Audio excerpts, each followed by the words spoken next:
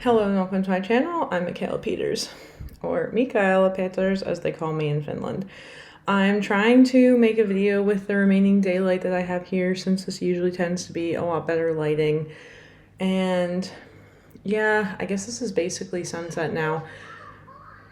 I don't know if you can hear these kids in the background that I guess are playing down there. But yeah, essentially I know that in Finland, the time that the sun sets and rises changes by 6 minutes every day, which is kind of a lot. So the sun is already setting significantly earlier.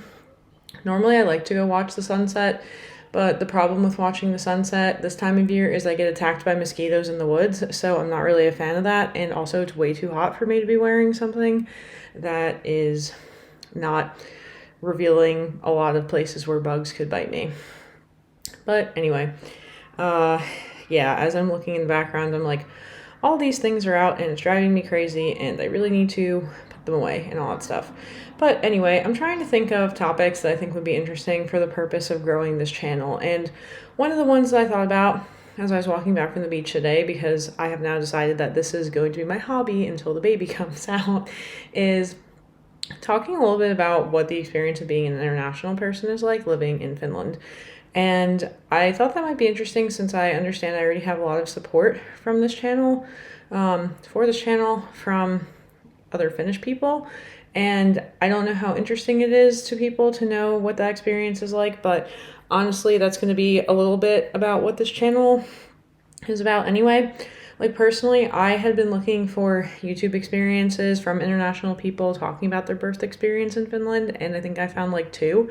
So at some point, I will add to that repertoire. But since being a mom, which I am not yet, is not like the only important thing to me, I'll talk about a bunch of other stuff. So yeah, I want to talk about again what being an international person in Finland looks like. I'm finally at this point because I have not too much going on besides really just freaking out about my baby not coming out yet, which honestly, like, it's really not that big of a deal and it hasn't been like that many days over, but it is something that like you get to a point where you're just like, when's it gonna happen? And also my friend was here for a week, so the idea was like hopefully it was gonna happen when she was here, but she's from the US, so she has like no vacation time, so she couldn't really stay for longer than like 4 days, and the baby did not like that 4 day window. So, oh well. But yeah, in general, I have talked about this a lot, like on my previous channel, but it can be really difficult for international people coming to Finland to adapt to a lot of different things, including the social environment in Finland. So, not only is it like the sun setting at 10 p.m. in the summer is weird, and the fact that it's not really fully dark out until like midnight, and then maybe then it's only really dark for like an hour or two, and then it's light again. That's really weird. I have such mixed feelings about this because on one hand it really disrupts my sleep. On the other hand, it's kind of exciting and like invigorating and gives you so much energy, and you feel like you can stay up forever.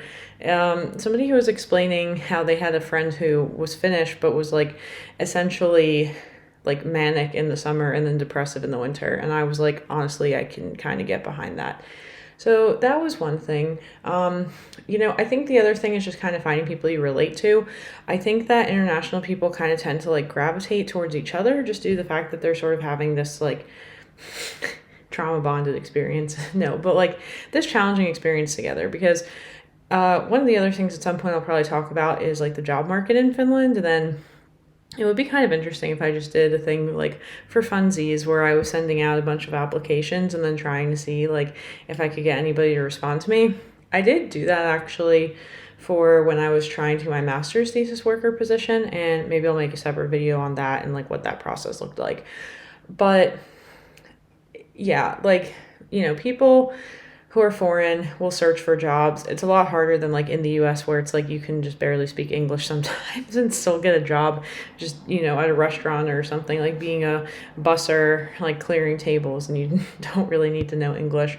But yeah, and also Finnish is a hard language to learn, like obviously, and this is something I want to dedicate more time to right now, and I'm kind of trying to, which is partially the purpose of this channel, aside from just talking about what Finland is like as a foreigner. But Finnish is so hard because the grammar is just crazy. And like, I learned Russian and it took me like 5 years to get like decent at Russian. And I'm still not perfect yet, which is part of why I have a channel where I'm also speaking in Russian.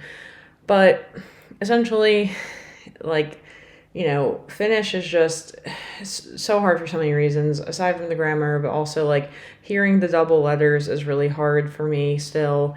And I feel like it's really easy to like say words incorrectly and then it'd be something that you completely do not want it to be. And from what I hear, that can happen fairly often. Another thing that I think is really common for international people coming here is just that the population density is so low that a lot of times like making and keeping friends can create a lot of very weird, almost unhealthy codependent relationships with other people, which for me personally was not really an experience that I had had prior to living in Finland.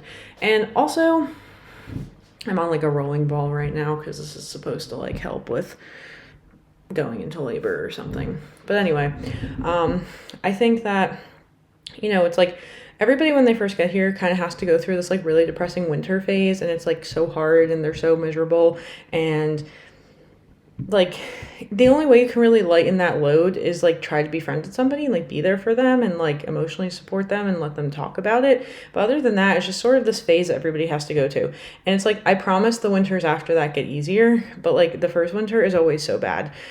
Just because I think it's nothing like you've ever experienced before, and that can just lead to a lot of different kinds of feelings.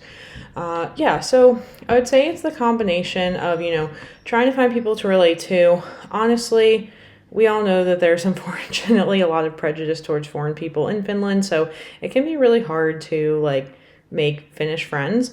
Once you make them, they are very good friends, but just getting to them is the hard part. So again, you tend to make friends with other international friends, and because you're all here alone, you tend to get into very codependent types of relationships, or at least that's been my experience. But I think I've mostly spectated that experience for a lot of people too, maybe especially in these smaller university towns. It might be a little bit different in some of the bigger towns like Helsinki, Turku, and Tampere, but in general, I would say it is a tendency that can happen.